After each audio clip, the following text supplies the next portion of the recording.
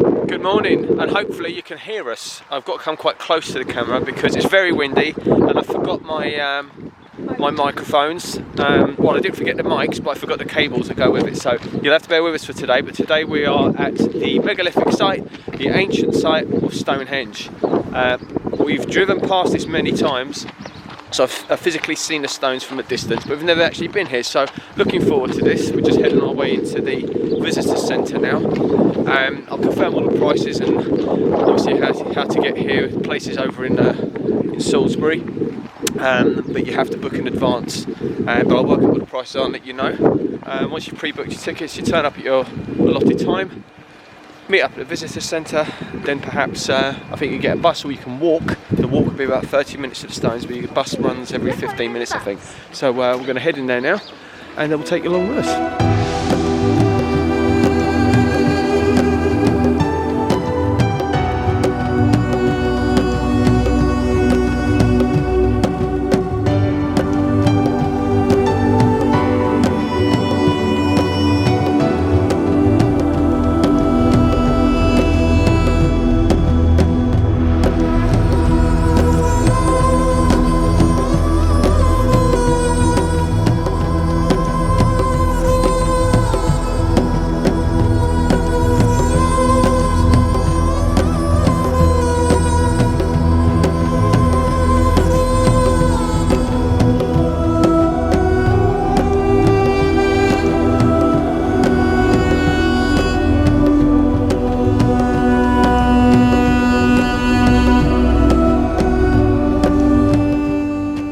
Prices, because I'll never remember all of these, but we paid $63.70, obviously for 2 adults and up to 3 children.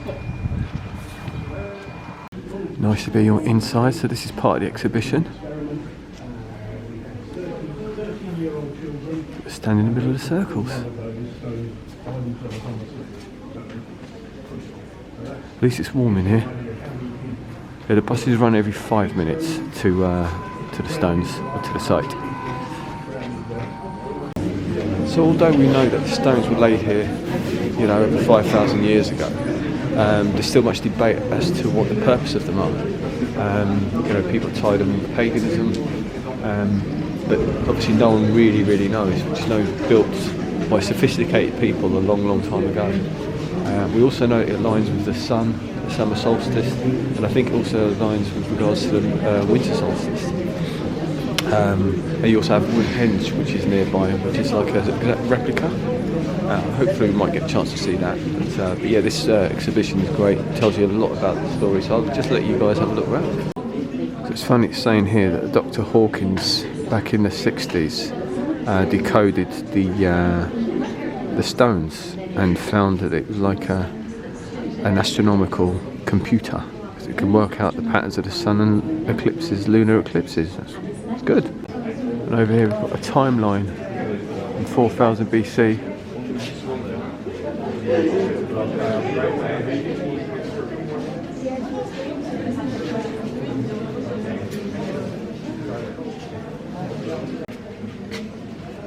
Yeah, just after the building of Stonehenge, the early age, Bronze Age people, shall I say, buried their dead in the burrows that surrounded the landscape of Stonehenge, and this is some of the bits that were found. This gives you an idea of the early sort of Bronze Age toolkit that they had.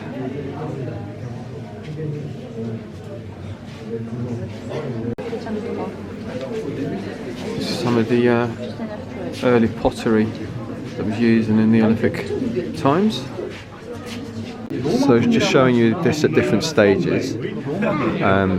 So these stones were brought in here in preparation for the build of Stonehenge. So this was approximately 3000 BC, and in 2500 BC you can see that they took the stones from outside of the area and start positioning. This was about 2500 BC, so 500 years after the initial bringing of the stones. And what makes it interesting is the fact that the way they dug these were used by antlers from deers, and then to scoop out the muck, they used shoulder blades of ox's shoulder blades to scoop it out. So that's dead interesting, because obviously they didn't have much, they didn't have the modern tools we have got now.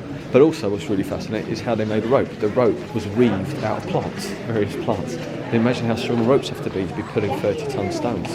So really interesting. We're going to head outside now, so the exhibition continues outside. It shows you some of the buildings of how they assume people used to live, and scale sort of stones as well, and how they reckon they transported the stones over, what tools they used, so that'll be good. Hopefully you can still hear me through the wind, but this gives you an idea how they brought the stones. So they sort of made some rollers out of these logs, and they would roll it along like that, and then take the back one and then position it at the front again just to keep them rolling. Some of these stones weighed up to 30 tons. So there you go, that shows that it would have taken about 100 strong people to move this stone. Oh, press here, what's that do? Not sure what that does, but... Oh. Well, I'm only one on my own, there's no chance of me pulling that. So these are sort of replicas of how they would imagine the homes were for the builders of the stones. So we can go inside one of them. Room tour. Oh yeah. Surprisingly warm in here. Right, Maisie, get the tea on.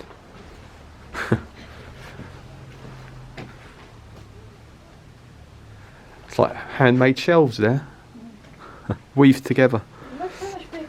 And that would be where you would start your fire for your cooking. And that would be a very uncomfortable bed. I suppose you could massage your back while you're down there as well. Mark, welcome to our new home. We've already decided this one isn't safe. Why?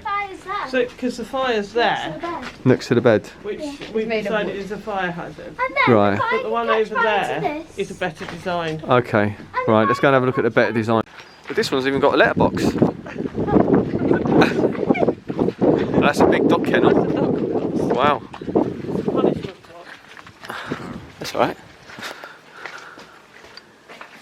There we go, that's a better layout. The fire's in the middle. Fire pit. Come on, Dad, lay down. A little stool there. This would be a hazard for me. Let's lay down here. You hold the camera. That's fine, I can hold it. Let's see what this would be like. They'd have animals. You'd probably find that really comfortable.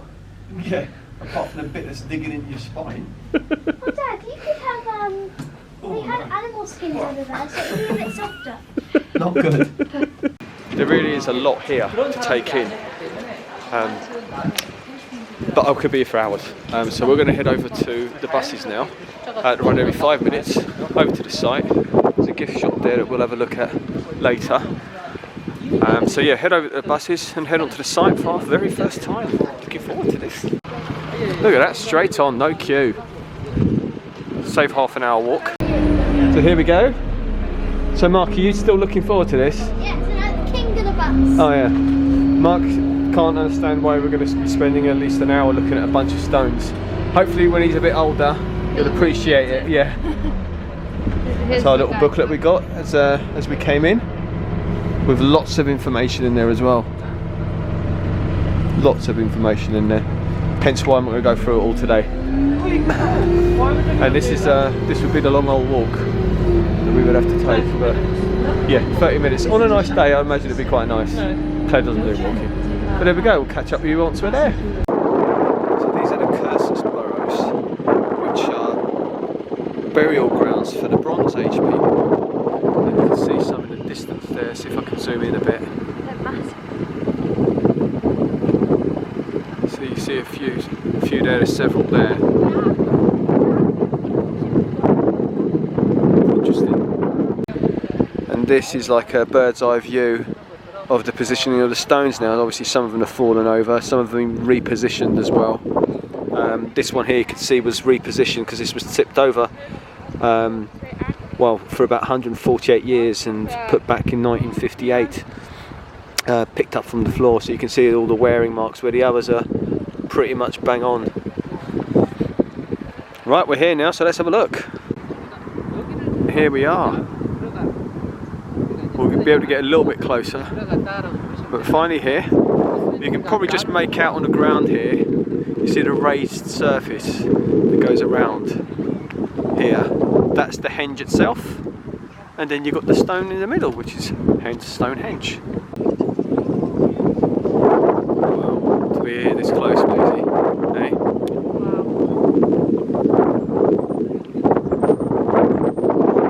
Now, an interesting fact is that these stones could actually be taller than what they seem now. But the ground is rising around them because of, believe it or not, earthworms.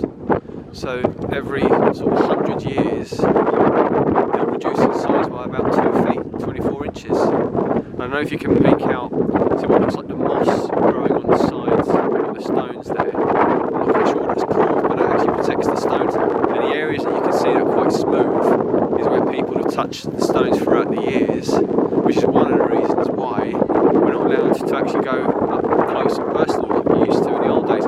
We used to be able to go up to these stones up until around about 1978, and then it was stopped. Now I know there's certain stones are called certain things, and there's certain alignments and what have you, which I think, if I can see rightly through here, if we look through there, there's a gap. That's got to do with one of the alignments. I'm not sure if it's for winter sunset and summer sunset, and then the opposite direction is the solstice sunrise and winter solstice sunrise. I probably took a load of rubbish there, but I think I'm right about part of it anyway.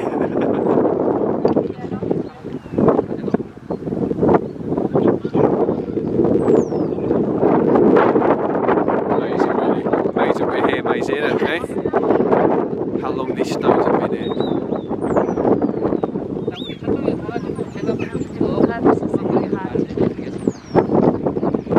As I said, there's much speculation as to the purpose of why these stones have been built. Obviously the solstice, you know, worshipping the sun and stuff is one of them, and astronomy, ancient burial grounds. We do know that there has been one body, I believe, that we recovered around the henge, which was a single body, an arch with about 5 arrows in him, so obviously come to a very unfortunate end. And they believe there is someone buried in the Stonehenge section itself, where the stones are, that they've not excavated that far down to see. So it's pretty much been left untouched in that way. I think anyway. And here's another angle. The stones. A bit of a distance. Sorry again about the wind. Forgot the mics and all that. In the old days, that's as far as I got to seeing the stones from that main road over there. You can see. As you can see, there's various signs on the floor. This one is the sign showing the midwinter sunset in that direction. And an interesting fact, this rock here has nothing to do with Stonehenge. This here has been here since the Ice Age. You can see it's not been carved or anything, it's just a natural occurring stone. And that brings us to the end of our walk around the stones. Hope you enjoyed that and found some of the information I said informative. Probably not, because probably half of it I'm talking absolute rubbish, because there's so much to remember. I might have got a few bits wrong there, so bear with me. So we're going to head over to the gift shop and see what's there. So all very red-nosed, cold-faced. It was bitterly cold out there. So if I sound a bit funny as I was talking, it's because my jaw is frozen. Okay, we're heading back over to the visitor centre. Hopefully they'll let us back in. Right, we're back at the visitor centre. Time to defrost, I think. So we're just at the gift centre now. And we've got some various jams and chutneys from local Salisbury. And some meads and wines. Oh, look at those. They were the official suppliers to the Game of Thrones TV series. Oh, there we go. So these are all individually made. Yeah. And these horns here would have been the ones that people would have actually been using to drink out of over at the rocks at Stonehenge. And they're all unique. It's alcoholic honey. Oh, alcoholic honey. Which one? Yeah. Keepers, is it? This one. No. Oh, it smells like honey. Celtic Alcoholic honey. mead. Right, here we go. Let's try this. How was it? That's actually really nice. So you just warm it up? We just warm it up. So yeah. Ooh.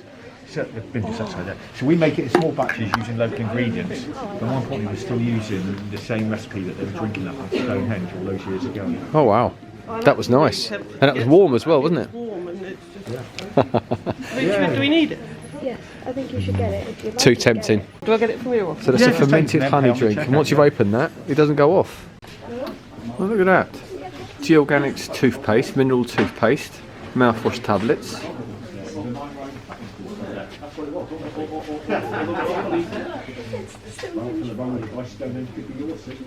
Nice natural products there. Got some bronze casts here of the stones. £60. They're quite nice. I'm not sure £60 each. Yeah, they all look the same, so I imagine it's each. I like the jewellery here. There's some stones on there.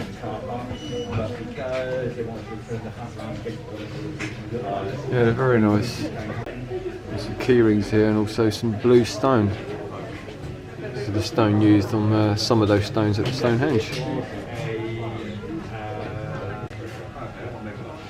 Yeah, these are all made of blue stone as well. Necklaces and bracelets.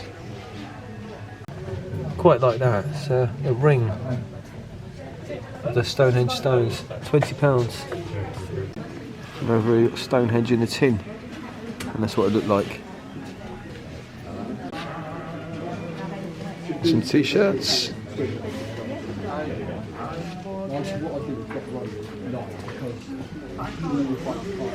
All's for £12, and that's the long sleeve one's 14, reduced from 22.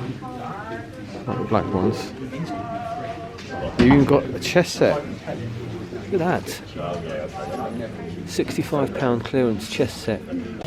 That's what a chess set looks like outside. You've even got a Monopoly set. Look at that. I wonder what the places are called that you land on. Some nice prints as well. These are very nice. I love that one. And that one. Really nice.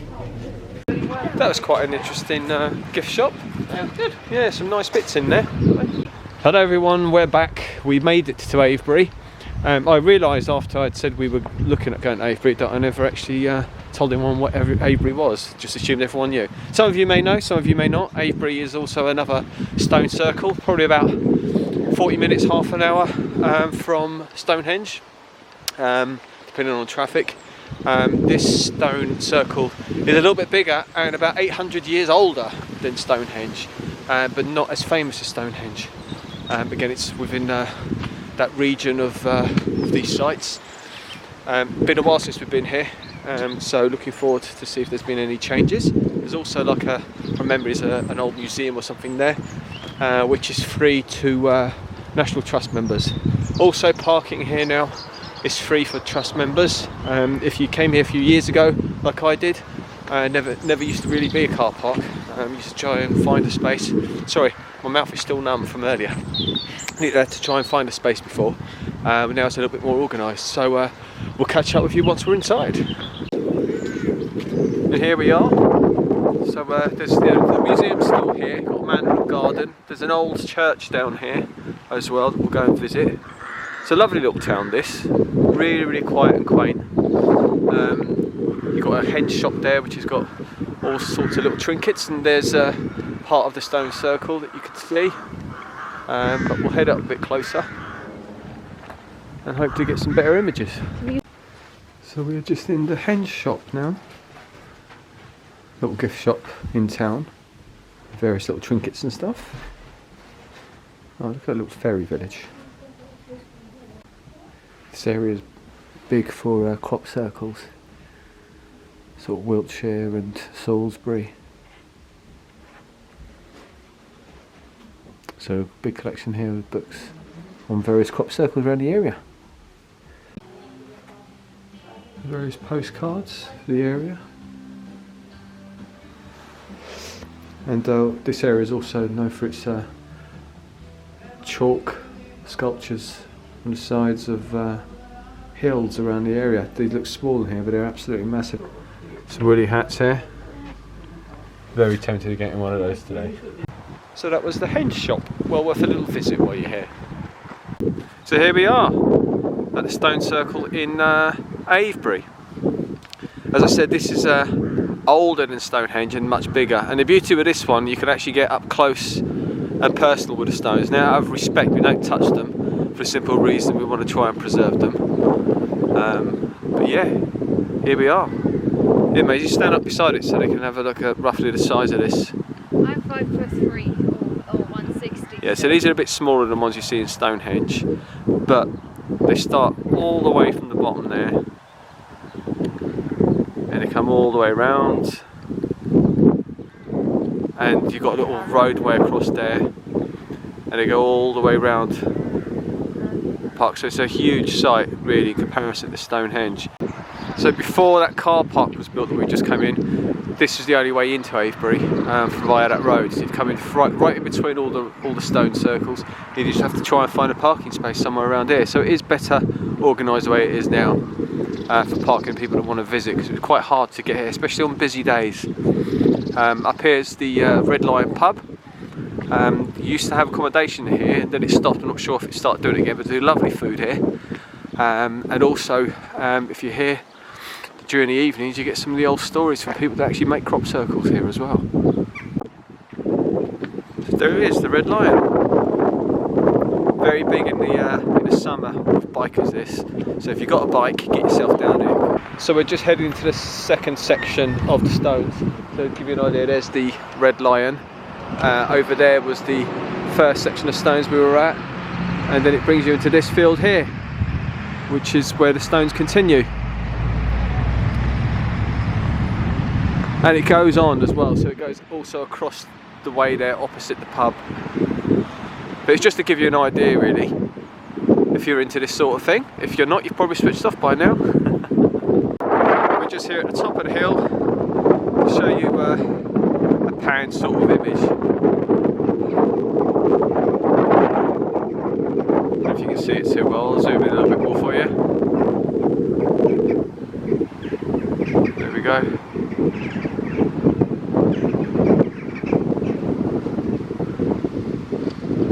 That's it. And here's a beautiful church in Avebury. And here's the inside of the church. It's beautiful. Once I find out how old it is, I shall let you know.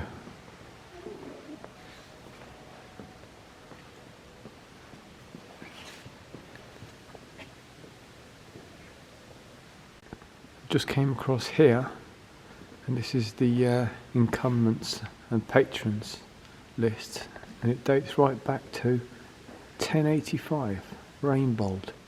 So there we go, show how old this church is. So you have the museum just there, we're about to go in there, and then you've got a nice little cafe and tea rooms here. Get some snacks and refreshments. So here we are, the museum. This is your ticket prices. £12.10 per adult, £6.10 per child, £30.30 per family. And as I said, if you are a National Trust member, it's free of charge. So something new. Before, when we came here, it was just a museum that we could see.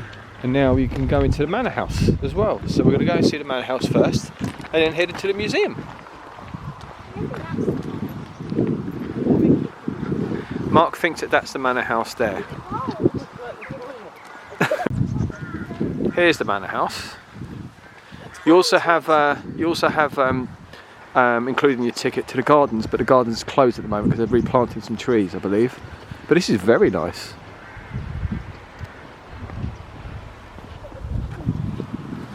I can see myself living here. And in we go. This is lovely. So when you come in, you get given a little leaflet with a brief description of each room. This property dates back to Tudor times, 1550. Yeah. 1550. So it will take you through Tudor times all the way up to the 1930s. So there was nothing here. So this was from the Tudor times. I think part of the deal was that they would open on Wednesday afternoon. Yeah. And kept, Yeah. like the Sunday. Yeah. And then when the last time This is an old game from back in the day, the old Tudor times. Brief description how it works there. Pause it if you're interested. And this is a dining room from the late 18th century.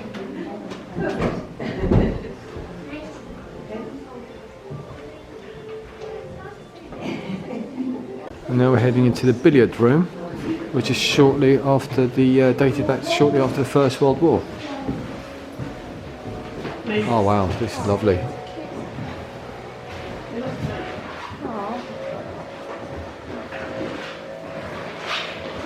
Did you see the cat? I was expecting Barbara What a beautiful room, isn't it? Yeah. I wonder if that record dates back to then. I'd have no idea. Good old songs or something collection.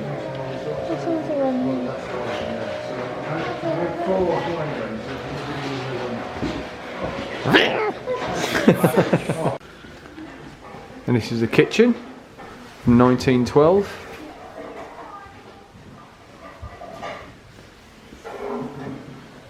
What's all the willow pattern? Is it willow pattern? My mum used to have these. These were expensive, these patterns. My mum had one of these as well. She had a think tray every person like had that one up these. there. Did she? We only had the cheapo plates like that. Would you like a cup of tea? This looks older than 1915, is it? 1912. 1912? Looks older than that. Now we're heading to the Kellier parlour, which dates back to 1939.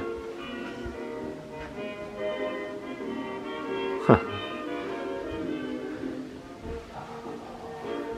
Taking you back to the days when there was no TVs. I'd love a living room with those. There probably was TVs back then, but not everyone had one. But this is It was nice. coronation time because the coronation things were the best. Amazing for the radio. I love all this old stuff here. An old camera Sofas are comfortable. and the binoculars. I wonder if they work. Yeah, they do.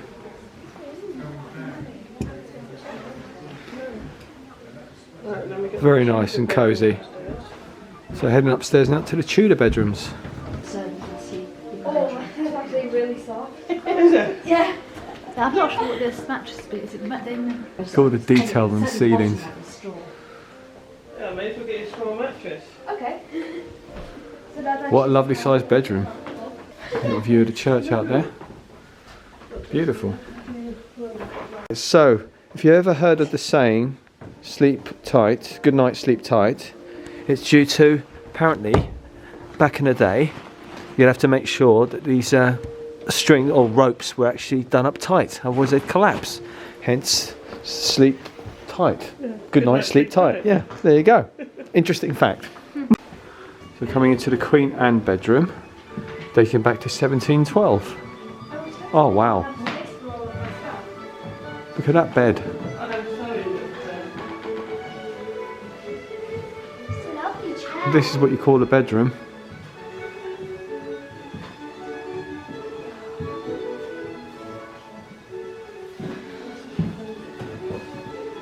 You two never sit on there. You can't sit on the...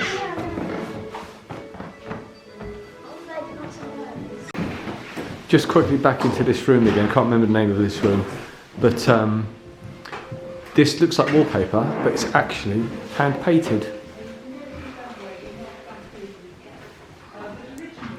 And it looks like it's just like a repeat stencil, but if you look at the bottom, you'll see there's a hare there, and then you've got some deer